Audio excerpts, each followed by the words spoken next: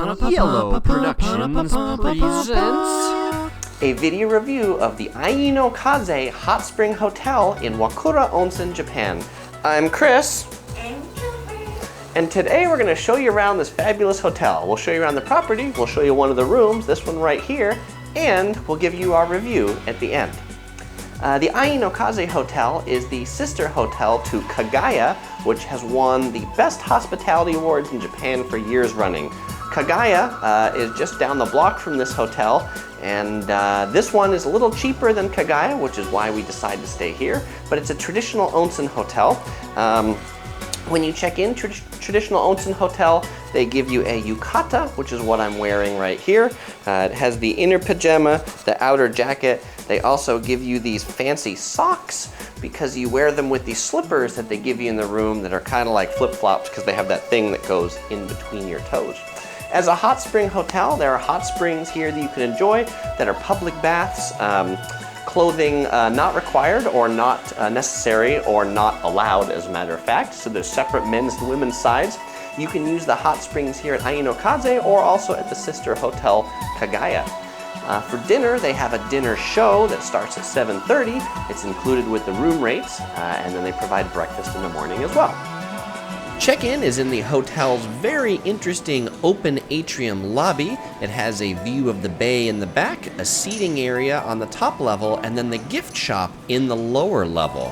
If you check in any time before 3 o'clock, they'll seat you in the lobby area. They'll give you some Japanese tea, a snack, and a towel to refresh yourself, and you'll get to enjoy the view of the bay while you wait for your room to be ready. In the center, they've got complimentary beverages. Vegetable juice, pineapple juice, orange juice, barley tea. They have some Japanese snacks, and of course, a selection of hot teas with these neat glasses. They have really neat glassed-in elevators that you can into the ocean as you ride it down. You can get off either in the lobby or where we're going to get off one level below in the gift shop. The gift shop has a whole selection of frozen food specialties from this region of Japan, and of course a whole selection of gold leaf cosmetics. This region produces most of the gold leaf in Japan, so gold leaf things are popular. Lotion, edible gold leaf, it's kind of crazy. Even gold leaf golf balls. And if you want to bring back a yukata, well, they've got those here too. But maybe you didn't like the color of the obi sash you had?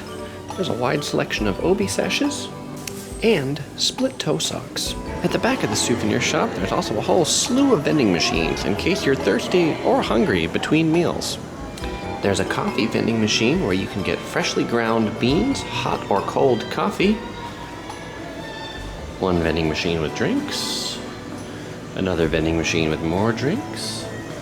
A third vending machine of drinks. This vending machine is beer and chuhai. An ice cream machine for the sweet tooth. And this one selling things that look like French fries and cup of noodle. This is room 671. Let me show you around. The first thing, as you come in the room, there's a little cabinet here on the side, which is where you store your shoes, and there's this little alcove right here, which is where you remove your shoes. I'm wearing the fancy flip-flops at this point. So you remove these before you come in. There's a couple doors here on the left and right, which is where the bathrooms are, and over here is where the futons are. I'll show you that in a moment. So we'll go this way through this sliding door. This is the door that opens into the main part of the room. The first thing that you'll notice looking out the window there is it is the ocean.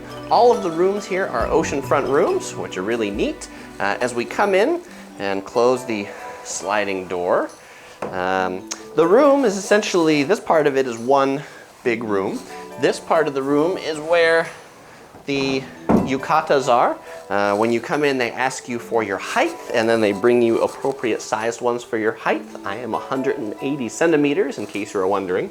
There's also safety boxes, so you can lock up your cell phone. if we close the closet. If we come over here, every traditional Japanese room has this area, which is kind of a decorative area that usually has flowers and a scroll hanging on the wall. Topher's hanging out here because he's a major part of our room. There's a table in the middle with these lovely chairs that you can sit on, and they even have armrests next to them. As you come into the room, they explain the hotel to you. They have this little guide here called the Ryokan Guide, which talks about how to wear the yukata, how to use the onsen, how to eat the Japanese food. It's all in English. That's a nice touch. Okay, this, in a bit, you're gonna see won't be here. When we go to dinner, the room ninjas are gonna come. They're gonna take this out and they're gonna replace it with our futons for sleeping. Because you might be thinking to yourself, where's the bed? And it will be here in a little bit. There is a lovely seating area here over by the window. And in this seating area, there are a couple of these bags. The staff points out that these bags are for you to take to the hot spring when you go. They give you a towel. This towel is for you to wash yourself, take a shower before you go in the bath, then to never to put in the bath. Many people keep it on their heads to keep it out of the water. They also have a toothbrush in here, and this bag that you can store any of your personal items as you go to the hot spring. Over on this side is a mirror behind this wooden door. You open it up and you can see yourself in the mirror. It's kind of cool because you don't have to look at yourself all the time if you don't want to. You can hide that away. There is an air purifier here. There is a hot water pot that's been filled with hot water, and it is so that you can make Japanese tea. They have a Japanese tea set over there that has all of the items you'd need to make Japanese tea. In a lot of onsen hotels, they do this in your room when you check in. Kagaya, they'll do it in your room when you check in. Here, they give you the tea downstairs in the lobby when you check in, and you admire the ocean view from there. There is a refrigerator. I put that bottle of water in there, but it has 3 glasses that they're keeping cold. The final part of this main room that I'll point out is the view out the window. It's a beautiful panoramic view of the bay here. Okay, so let's go back to where we started, which was the entry part of the room through this sliding door. Now, when you check in, there will be a girl in a kimono who will bring you up to the room and check you in. And every time she leaves and comes back, she'll walk through this door. She'll kneel down, she'll bow to you, and then close the door. I would have videotaped her doing it, but it probably would have been kind of creepy, so that's why I'm reenacting it. Okay, so if we come over here, back into the part of the room with many doors, this way is the bathroom. The bathroom has tatami mats on the floor as well. There's a stool so that you can sit as you're using the bathroom. There's a sink. There are 2 separate sets of amenities on the left and right. This is amenities for men. That's amenities for women. Hair dryer, hairbrush, towels. The other part of the bathroom is behind this door, and it is the shower and the bathtub. There is a little stool in this one as well because Japanese like to sit while they take their shower. It's a small tub, good enough for soaking in it, but I certainly couldn't stretch out in this thing. I'd be in the tub like this the whole time. There is also a bucket here, what you often see in Japanese onsen hotels, so you can fill it up, wash your head. And you probably wouldn't be using this much because you're at a hot spring hotel. And the final part of the bathroom, you might be asking yourself, where's the toilet? And this is unusual because it's actually separated across the hall from the main part of the bathroom. There's this toilet room right here, and if I'll call your attention to the floor, they have the toilet slippers that you put on when you come into this part of the room, so you keep your socks clean. And then the toilet is very interesting. You don't see this very often because the toilet actually has a sink on top of it. So after you're done using the restroom here, you can wash your hands. After you flush, it runs the water. You can wash your hands with the water that runs into the tank. And then they've got paper towels over here. That's a very ingenious way of conserving water. Just outside the toilet room, this is the bedroom. When I say bedroom, I mean this is the room where the beds are in, and I hide them back here. These are the futons that the room ninjas are gonna take out, put into the room and make the beds. So I'll show you that right now. And as promised, we just came back from dinner and the dinner show, the room ninjas have been here. And you can see the futons are laid out along with the comforter and the pillow. This is one of the bean kind of pillows. Looks comfy for the night. The other thing I'll point out is the table is gone. The table moved under here. This is raised up so the table slides underneath there. And over here, they brought a jug of ice water. I typically travel with a bottle of water, and actually I did for here because you saw it in the fridge earlier, but I don't need it because they brought it for your room.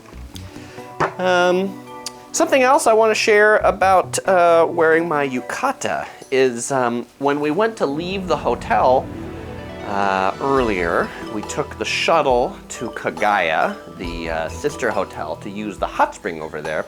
And as we were walking out of the hotel, the head lady in the kimono, she looked mortified by how I was wearing my yukata. And earlier, I had the left side first and then the right side over, which is apparently what they do to dead people in Japan. And so I guess she thought I was a zombie, I don't know, but she would actually not let us leave the hotel until we went into the bathroom and fixed our yukatas.